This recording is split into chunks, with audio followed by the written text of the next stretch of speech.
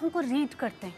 ये जनरेशन जो है बहुत सेंसिटिव जनरेशन है। ये हमारी आँखों को, हमारे लहजे को, हमारी लिप्स को ये लोग रीड कर लेते हैं, स्टडी कर लेते हैं, पहले ही हमें जज कर लेते हैं कि ये इस वक्त बोल रही हूँ, कर रही है। तो हमें पहले अपने आप को, अपनी थेरेपी, अपने आप को पहले सही करना चाहिए, फिर उनके और अक्सर वो ये भी जवाब देते हैं कहाँ का गुस्सा किधर निकाल रही हैं। इसलिए कह रही हूँ कि वो 5 सेकंड्स पॉज लें। इतना ये जुमला कॉमन है कि आप कहाँ का गुस्सा किधर निकाल रही हैं। रियलाइज नहीं तो ये करते लोग बोल देते हैं, मुंह पे बोलते हैं। हमारे बच्चे हमें कितना मिरर करते हैं। Yes. Consciously, subconsciously, unconsciously our kids mirror us.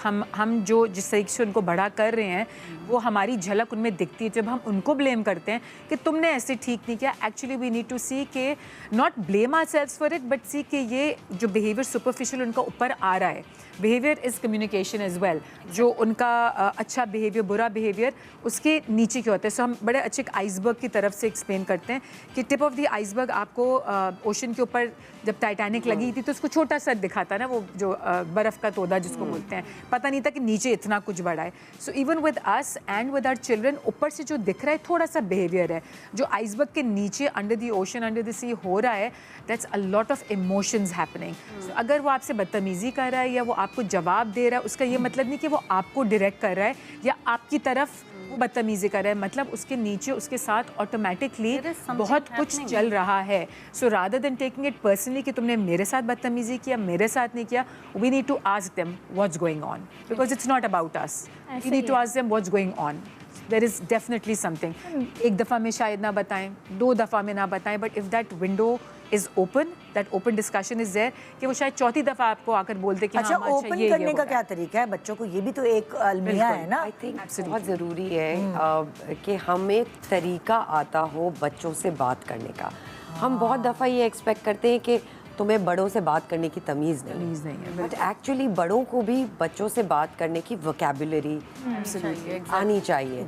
And जैसे आपने कहा कि take a moment, take a breather, because foggy हो जाता है ना माइंड, गुस्सा भी आ रहा है, देर भी हो रही है, अब टारगेट भी है, गोल्स भी सेट है। Take a moment, take a breather, इसीलिए उसको कॉन्शियस पेरेंटिंग कहा जाता है।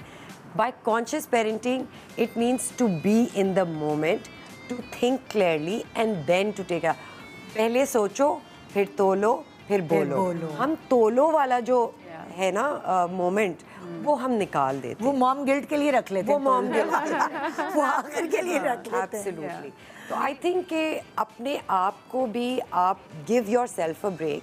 आई थिंक हर माँ जो है, क्योंकि जैसे आपने कहा कि इतनी रैट रेस है, वो perfect goals, perfect sports day, perfect result, perfect, हमें भी अपने आप को बताना चाहिए that failure is okay. It's okay to fail, it's okay to fail a day as a mother. It's okay. Don't be so hard on yourself. That's my advice. Because exhaustion बहुत है। पता है, बहुत पेरेंट्स से मैं मिलती हूँ जब, तो मुझे आजकल पेरेंट ये नहीं कहते हुए नज़र आते कि मैं चाहती हूँ मेरा बच्चा फ्यूचर में ये करे, फ्यूचर में। बहुत सारी माएँ कहती मैं चाहती हूँ मेरा बच्चा खुश रहे। सोसाइटी अराउंड अस, वो कहती हैं, माएँ कहती हैं मुझे, मैं आगे सोचती नहीं मेरा बच्चा डॉक्टर, इंजीनियर, फलाना बने, डमा, ये चीज़ें पुरानी हो गई हैं। बिल्कुल।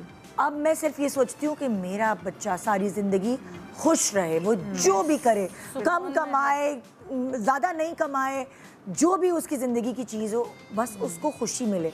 और ये वो सारी माएँ और फादर्स इसलिए सोच रहे हैं क्योंकि बच्चों में इतनी अवेयरनेस आ गई अपनी मेंटल हेल्थ को लेकर कि आप उनके ए स्टार्स आ गए, उनके ग्रेड्स अच्छे हो गए, अच्छी यूनिवर्सिटीज़ में एडमिशन हो गया, लेकिन जब उनकी मेंटल हेल्थ ही सही नहीं है, बकौल उन बच्चों के कि वो एक अपने आप को दोस्तों से अलग कर लेते हैं और वो खुश नहीं है, तो सारा पेरेंट ये सोच रहा है कि या अल्लाह बस मुझे और कुछ नहीं चाहिए, सिर्फ मेरा बच्चा खुश रहे।